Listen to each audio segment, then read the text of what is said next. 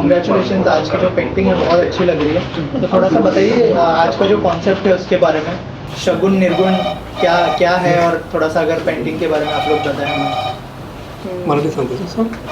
नहीं, हिंदी से। मेरा पहला जो सीरीज था लाइट विद इन करके, उसमें मेरा पूरा एब्स्ट्रैक्ट काम था, लेकिन इस वक्त लगा कि कुछ अंदर से जैसे प्रेरणा है कि थोड़ा फिगरेटिव काम शुरू हो गया था मेरा, और वो हुआ भी ब्लैक एंड वाइट में। और हम जब बात कर रहे थे कि इसका टाइटल क्या रखेंगे, तो इनका जो स्टाइल है काम का और मेरा स्टाइल, तो बातों बातों में हमें लगा कि सगुन निर्गुण टाइटल अच्छा रहेगा। और आप देख रहे हैं कि उनका जो एकदम कलरफुल सगुण और निर्गुण ये जो शब्द है वो बताते हैं कि जो निर्मित है वो कलरफुल भी है और ब्लैक एंड वाइट भी है। वैसे देखा जैसे देखेंगे वैसे है, आप जिस नज़रिए से देखेंगे उस तरह से आपको सब दिखाई पड़ता है। तो मेरे पेंटिंग्स में जो आपको पेड़ दिखाई दे रहे होंगे, तो मेरा जो पहला काम था उसमें एक रिदम था, एक गति थी। वो गति इन पेड़ पौधों में, उनके पत्तों में आपको दिखाई देगी। तो एक तरह से ये एक खोज है, जो आंतरिक खोज भी बोल सकते हैं आप उसको, जो हम बाहर भी खोजते हैं। तो इसका एक व्यक्त रूप मेरे पेंटिंग में दिखाई दे रहा है। तो आगे का आशुतोष बताएंगे। आप क्या कहना चाहेंगे आज की जो बेसिकली इट्स सगुण निर्गुण is a concept for the omnipotence, for the God actually, भगवान के लिए ना वो हम बोलते हैं। और what is the painting? Painting actually it's सगुण means what is tangible, still the content in it is intangible, isn't it? हम सब में भगवान है, हम कहते हैं। निर्गुण तो हम में भी है और हम सगुण भी है, क्योंकि हम दिखते तो है। जब पेंटिंग हम कैसे किस तरह से, क्योंकि दिखना कुछ है, जब दिखता है दैट इज अ सगुण। और इन बहुत हमारा जो कॉन्सेप्ट है दोनों का भी, शी इज जनरल ज़्यादातर वो अध्यात्म में है, और वापस पेंटिंग में तो है। Again she is a poet also, I am also a poet और ड्रामेटिशियन और and is a painter also. So वो सोचते सोचते हमारे दिमाग में ये आया कि यस इट्स, देखो पेंटिंग मतलब क्या होता है कि बड़ा पहाड़ है वो भी छोटे पेंटिंग में रह जाता है, और छोटा पत्थर भी पेंटिंग में आ सकता है। सो पेंटिंग ये है कि it can grasp anything, and it's a concept of the omnipotence, no? Like a god only it can encircle, can सबको साथ में ले सकता है। That's the painting। और दिखता है, कलर दिखता है, ब्लैक एंड वाइट दिखता है, लाइन दिखता है, but actually in it, behind the canvas, what is it? It's abstract।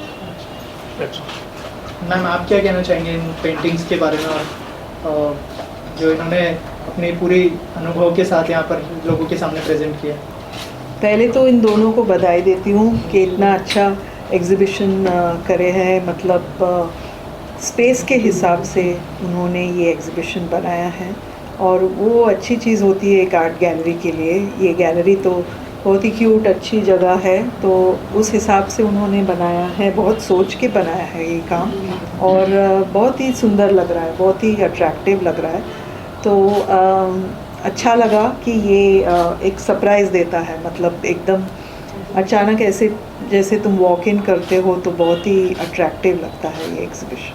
Right. आप दोनों से जानना चाहूँगा, मीनाक्षी मैम, आशुतोष सर, कि क्या इंस्पायर किया आपको, इंस्पिरेशन क्या था इन पेंटिंग्स के पीछे, अगर उस बारे में कुछ शेयर करें हमारे ऑडियंस के साथ आप। हाँ, मैं भी मैंने आज ही फेसबुक पे मेरी एक पोस्ट डाली है, उसमें मैंने लिखा है, जैसे आशुतोष जी ने बताया कि मैं कविता लिखती हूँ, तो ज्ञानेश्वरी में ज्ञानेश्वर जी ने कहा है जो इसको रिलेट करता है अच्छी तरह से, और जो आपने प्रेरणा पूछी इसके पीछे की, तो हम कुछ भी माध्यम में काम करें, वो ड्रामा हो, पोएट्री हो, लिटरेचर हो, कुछ भी हो, हम क्या कुछ न कुछ हम ढूंढ रहे हैं।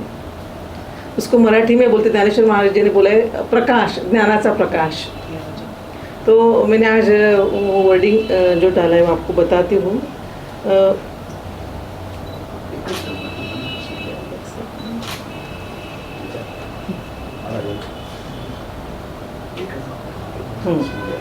मागे पुढे आहे ज्ञानाचा उजेड, आगे पीछे हमारे ज्ञान की आभा है, प्रकाश है, वो ज्ञान तत्व सब जगह व्याप्त है। जैसे इन्होंने बोला ओमनीपोटेंट, ऐसे वो तत्व है जो ज्ञान तत्व है। अंगणात झाड़ कैवल्यासे, हम सब लोग ऐसे अवस्था में जी सकते हैं, हमें जो चाहिए वो मिल सकता है। हमारी कला के माध्यम से हम कुछ भी करें। ये जो मेरे सीरीज़ में आपको जो वृक्ष दिखाई दे रहा है, वो जैसे कैवल्य का प्रतीक है। मागे पुढे आहे आनंदाचे झाडं, ज्ञानाचा प्रकाश, कैवल्याचे झाड अंगणात. आगे का शब्द बहुत सुंदर है, उजेडी राहूया उजेड होऊन. देखे तो सब लाइट है, ओमनीपोटेंट जो जिसकी बात हम कर रहे हैं, जो तत्व की, वो इतना सुंदर प्रकाशमान है कि वो सभी जगह व्याप्त है.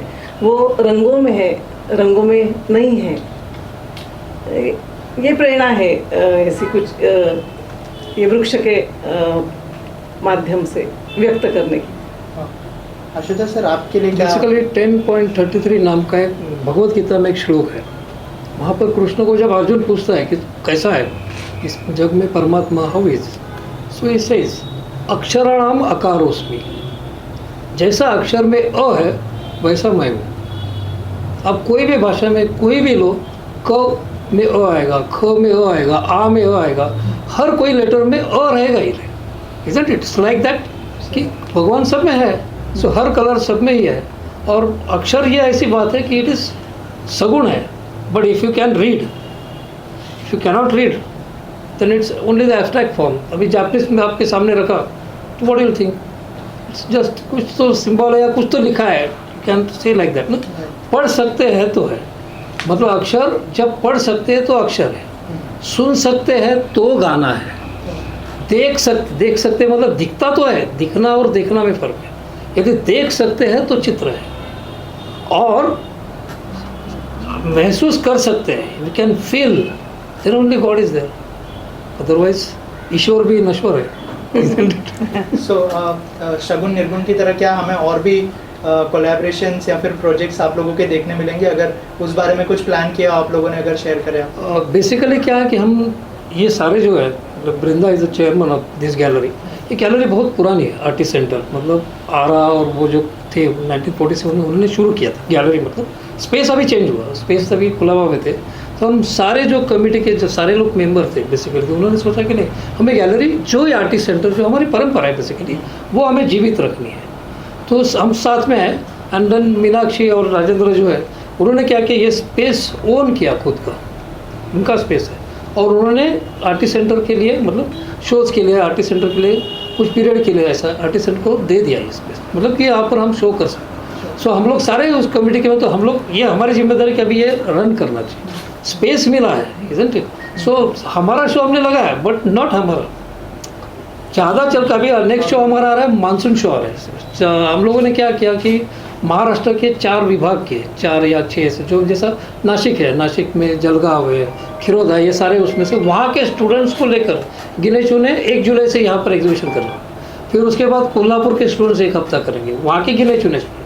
सो पूरे महाराष्ट्र के स्टूडेंट्स आएंगे और ये सारा नया यूथ है. इस तरह से अलग अलग कुछ होगा. इसमें हमारा 27 तारीख को संजय सावंत और स्वीटी सावंत करके आर्टिस्ट है, तो वो लोग गायतोंडे के ऊपर यहाँ पर कुछ डिस्कशन करने वाले या कुछ सीरीज लेक्चर, जन्म शताब्दी है गायतोंडे, तो इसके सब वो करने वाले.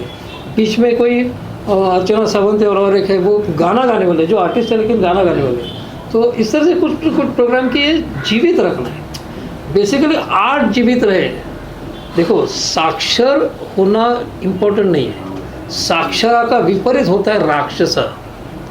सुसंस्कृत होना इम्पोर्टेंट. सुसंस्कृत होने के लिए समाज में कला ही चाहिए.